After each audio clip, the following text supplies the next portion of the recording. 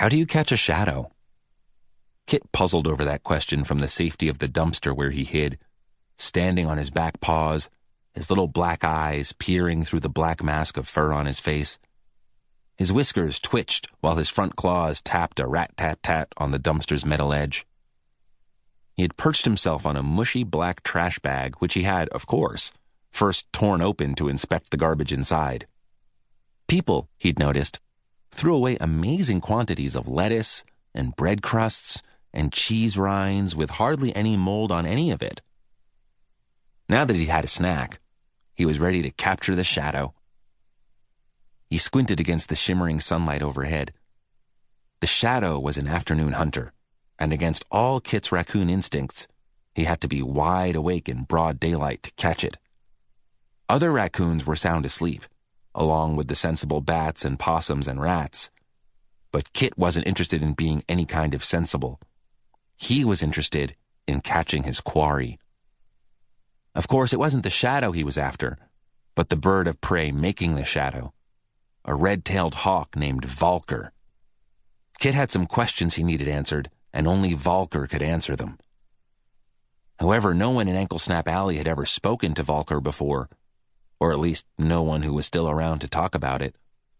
Valker was a merciless hunter with a beak like a razor blade and eyes just as sharp. By the time any of the scurrying residents of Ankle Snap Alley saw more than Valker's shadow, a flash of feather, say, or a grasping talon, it was already too late. One moment, a little mouse could be standing outside the store considering which sort of cheese she'd like to purchase for a church mouse supper, and the next, she'd be snatched into the sky without so much as a squeak.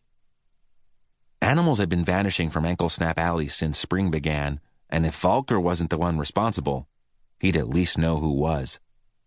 It was Kit's job as leader of the Moonlight Brigade and sworn protector of Ankle Snap Alley to find out what was happening to his neighbors. The hawk would have to be persuaded to tell Kit, and also not to crush Kit's skull in the process. Kit had one advantage, though. He had his best friend, Eenie. Eenie was a white rat who was braver than Valker was fast and cleverer than Valker was deadly. At least, that's what she told Kit when she'd volunteered to help him with his plan to catch the hawk. "It'll be as easy as sneaking the socks off a centipede," she'd said the night before. But now Kit saw her confidence falter as Valker's shadow passed overhead. Kit had long ago noticed how boasts made in moonlight usually dissolved under a midday sun. Still, frightened though she was, Eenie kept her promise. She was a rat of her word. She was also the only creature who hadn't taken cover from Valker circling above. While other folks were asleep in their burrows and nests, Eenie was out in the wide-open alley without so much as a leaf over her back, limping as she staggered between the entrance to Possum Ansel's sweet and best-tasting baking company and the Dancing Squirrel Theater across the way.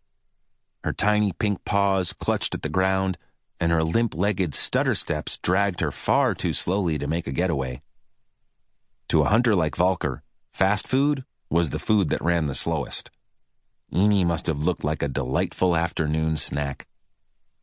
The hawk whirled on the breeze, spreading wide his white-tipped wings, then turned in a slow arc until his shadow was directly over Eenie, shading her beneath his blue-black outline. "Oh no!" she cried, looking up at him. "Oh no, it's Valka! Someone help me!" She glanced at Kit in his dumpster. Her little eyes widened as she took a small hop toward him. Her back leg dragged behind her, and her limp made her too slow to reach the safety of the dumpster before Valker attacked. She took another faltering step, then another, then one more. "Ow!" she grunted with each step. "Ow! Ow!" She was too slow by half. "Come on, Eenie," Kit whispered. "Come on!" A screech from above stopped her where she stood. The shadow dove fast as lightning, and Eenie curled into herself, clamping her eyes shut, paws over her ears, prayers to the great mother rat on her lips as the winged raptor bore down, talons grasping for Eenie's fragile little bones. "Ah!" she yelled. "Screech!" Valker screeched. "Eenie!" Kit cried from the safety of the dumpster. Now! At Kit's shout, Eenie darted, her limp disappearing, and the hawk's talons caught only her paw prints in the dirt. The hawk had fallen for her trick, just as she'd known he would.